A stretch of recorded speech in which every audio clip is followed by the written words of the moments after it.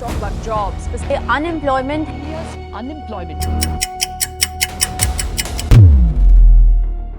नमस्कार दोस्तों, बेरोजगारी हमेशा से हमारे देश के मुद्दों में से एक रहा है, लेकिन यहाँ एक अजीब बात यह है कि रिपोर्ट्स के मुताबिक इंडिया का अनएम्प्लॉयमेंट रेट 5.2 तक जा चुका है और इसे हम बाकी high employment countries like Japan, Korea, China और अमेरिका जैसे देशों से कंपेयर करें। जापान का अनएम्प्लॉयमेंट रेट 2.2, साउथ कोरिया का 2.7, चाइना का 4.6 और अमेरिका का 4.3% तक है। अगर इन नंबर्स को देखा जाए तो इंडिया और इन देशों के बीच इतना ज्यादा फर्क नहीं नजर आता। तो फिर सवाल ये है, अगर इंडिया का अनएम्प्लॉयमेंट रेट इन देशों के आसपास है तो फिर ये देश हमसे ज्यादा विकसित क्यों है? क्या भारत की समस्या सिर्फ बेरोजगारी है या फिर असल समस्या कुछ और है? तो दोस्तों, मैं हूँ विक्टर और आज हम इसी सच को समझने की कोशिश करेंगे। तो सबसे पहले हमें अनएम्प्लॉयमेंट को समझना होगा। अनएम्प्लॉयमेंट का मतलब ये है कि कितने लोग काम करना चाहते हैं लेकिन उन्हें काम नहीं मिल रहा। लेकिन यहाँ एक बड़ी प्रॉब्लम है, अनएम्प्लॉयमेंट रेट सिर्फ ये बताता है कि किसी व्यक्ति के पास काम है या नहीं, लेकिन ये नहीं बताता कि उसका काम कितना अच्छा है, कि उसकी सैलरी कितनी है, उसकी नौकरी कितनी सिक्योर है, और ये भी नहीं बताता कि उसके पास करियर ग्रोथ का कोई फ्यूचर है या नहीं। इसलिए किसी देश की अर्थव्यवस्था को समझने के लिए सिर्फ अनएम्प्लॉयमेंट रेट देखना काफी नहीं होता, और शायद इसीलिए इंडिया की असल कहानी अनएम्प्लॉयमेंट रेट से कहीं ज्यादा कॉम्प्लेक्स है। तो बीबीसी की इस रिपोर्ट के मुताबिक भारत के युवा पहले से कई ज्यादा पढ़े लिखे हैं, तो फिर इतने सारे लोग बेरोजगार क्यों हैं? हमारी एजुकेशन सिस्टम में बस रटना सिखाया गया है कि बस रटो और हाई स्कोर या रैंक लाओ। ये कभी नहीं सिखाया जाता कि असल दुनिया में प्रॉब्लम सॉल्व कैसे करें। स्कूल से लेकर कॉम्पिटिटिव एग्जाम तक सबसे ज्यादा फोकस मार्क्स और रैंक्स पर किया जाता है, पर प्रैक्टिकल स्किल्स का क्या, ये कोई नहीं सिखाता। लेकिन इंडस्ट्री को मार्क्स नहीं बल्कि स्किल्स चाहिए होती है। द हिंदू रिपोर्ट के मुताबिक हर साल इंडिया से 1 से 2 करोड़ युवा ग्रेजुएट होते हैं और इनमें से 50% लोग अनएम्प्लॉयड हैं, क्योंकि साहब बताती है कि हम हर साल रट्टे मारने वाली भेड़ बकरियों को प्रोड्यूस कर रहे हैं, ना कि स्किल्ड वर्कर्स। और जब एजुकेशन सिस्टम स्किल्स की जगह डिग्री के नाम पर भेड़ बकरियों को प्रोड्यूस करने लगे तो नतीजा वही होता है जो आज हम देख रहे हैं। लाखों लोग ग्रेजुएट होकर भी बेरोजगार घूम रहे हैं। तो ये बात थी उन लोगों की जो अनएम्प्लॉयड है, लेकिन कहानी सिर्फ बेरोजगार लोगों तक सीमित नहीं है। मान लीजिए किसी व्यक्ति को नौकरी मिल भी गई, तो क्या इसका मतलब ये है कि समस्या खत्म हो गई? नहीं।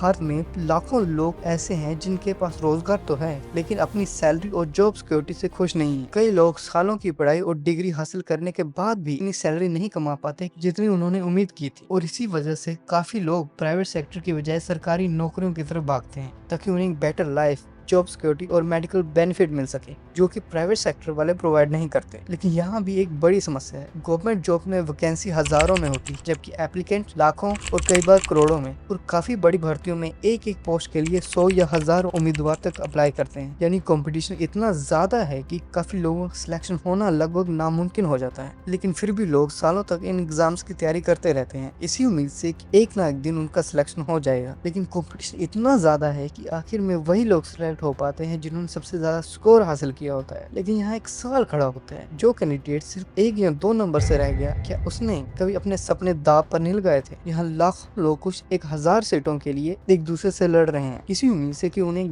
बेटर लाइफ मिल सके। अब आप में से कुछ लोग सोच रहे होंगे कि भारत की बेरोजगारी की सबसे बड़ी वजह बढ़ती हुई पॉपुलेशन है, और पहली नजर में ये बात सही भी लगती है। आखिरकार भारत दुनिया की सबसे ज्यादा आबादी वाले देशों में से एक है। लेकिन अगर पॉपुलेशन ही बेरोजगारी की असल वजह होती तो चाइना की तरफ भी एक नजर डालनी चाहिए। चाइना की पॉपुलेशन भी लगभग भारत के बराबर ही है, फिर भी आज चाइना मैन्युफैक्चरिंग, टेक्नोलॉजी और एक्सपोर्ट्स के मामले में भारत से काफी आगे हैं। फिर सवाल ये है, जब दोनों देशों के पास इतने सारे लोग हैं, फिर भी एक देश ने उन लोगों को इकोनॉमिक स्ट्रेंथ में कैसे बदल दी, जबकि दूसरे देश अभी भी क्वालिटी जॉब्स क्रिएट करने की मेहनत कर रहा है? असली सवाल ये नहीं है कि लोग कितने हैं, बल्कि ये है उनके लिए नौकरियां कितनी हैं। तो फिर चाइना ने ऐसा क्या किया जो भारत नहीं कर पाया? इसका जवाब हमें चाइना की इकोनॉमी में मिलता है। पिछले कुछ दशकों में चाइना ने मैन्युफैक्चरिंग पर बहुत ज्यादा ध्यान दिया है। यानी चाइना वो चीजें बनाता है जो पूरी दुनिया खरीद सके, जैसे कि मोबाइल फोन्स, इलेक्ट्रॉनिक्स, मशीनरी और सोलर पैनल्स और हजारों दूसरे प्रोडक्ट्स। इसके लिए चाइना ने हजारों फैक्ट्रीज लगाई। जहाँ फैक्ट्रीज होती हैं वहाँ ऑब्वियसली जॉब्स भी बनती हैं, जहाँ लाखों नहीं करोड़ों लोगों को काम मिलता है, जिसकी यही वजह है कि चाइना दुनिया का मैन्युफैक्चरिंग हब बन चुका है। और जब किसी देश में ज्यादा फैक्ट्रीज,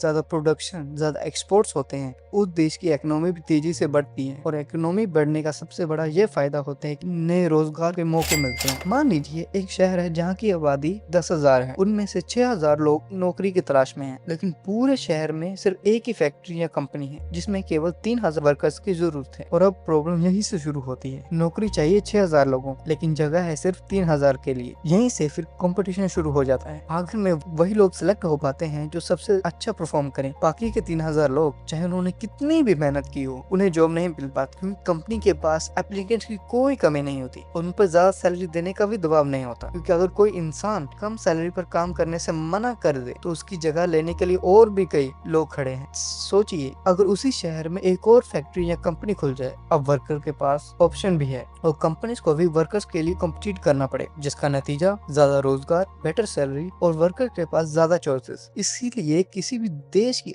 असल तकलीफ उसकी पॉपुलेशन नहीं होती, बल्कि उस पॉपुलेशन के लिए कितने रोजगार के मौके अवेलेबल हैं ये ज्यादा मायने रखता है। लेकिन सिर्फ फैक्ट्रीज बनाना ही काफी नहीं है, फैक्ट्रीज को चलाने के लिए स्किल्ड वर्कर्स भी चाहिए होते हैं। और इसीलिए चाइना ने टेक्निकल एजुकेशन और वोकेशनल ट्रेनिंग में भी काफी ध्यान दिया। जहाँ भारत में ज्यादातर स्टूडेंट डिग्री के पीछे भागते हैं, वहीं चाइना ने लाखों युवाओं को इंडस्ट्री के जरूरत के हिसाब से ट्रेन किया। लेकिन ट्रेनिंग के साथ साथ इंफ्रास्ट्रक्चर भी जरूरी था। और जब चाइना में प्राइवेट कंपनीज बढ़ने लगी तो नए रोजगार के मौके भी बढ़ने लगे। तो इसके अलावा चाइना ने सोशल इंश्योरेंस सिस्टम को भी मजबूत किया, जहाँ हेल्थ इंश्योरेंस, पेंशन और दूसरी फैसिलिटीज ने लोगों को प्राइवेट सेक्टर में काम करने के लिए ज्यादा भरोसा दिलाया। यही कारण है कि चाइना में बहुत से लोग सरकारी नौकरी को एकमात्र से करियर नहीं मानते। और शायद यही भारत और चाइना के बीच सबसे बड़ा अंतर है। चाइना ने सिर्फ जॉब्स ही नहीं बनाए, उन्होंने एक ऐसा सिस्टम बनाया जहाँ जॉब, स्किल और इंडस्ट्रीज एक साथ ग्रो करें। और ये सिर्फ चाइना ने नहीं, बल्कि जापान, जर्मनी, अमेरिका और कई देश इसी सिस्टम पर चलते हैं। लेकिन भारत की बेरोजगारी की कहानी सिर्फ एजुकेशन सिस्टम या इकोनॉमी तक सीमित नहीं है, इसमें हमारी सोच का भी बहुत योगदान है। बचपन से ही कई बच्चों को यह बताया जाता है कि जिंदगी में सफल होना है तो डॉक्टर बनो, इंजीनियर बनो या सरकारी नौकरी हासिल करो। और धीरे धीरे यही सोच समाज का हिस्सा बन जाती है। पर सवाल ये है, क्या हर इंसान डॉक्टर, इंजीनियर या सरकारी अफसर बनना चाहता भी है? शायद नहीं। फिर भी हम अक्सर दूसरे प्रोफेशन को उतनी इज्जत नहीं देते। एक स्किल्ड इलेक्ट्रीशियन, टेक्नीशियन, वेल्डर या प्लम्बर भी समाज के लिए उतना ही जरूरी है जितना ये सब। चाहे आप एक वीडियो एडिटर बन सकते हो, एक डेवलपर या एआई की फील्ड में जा सकते हो।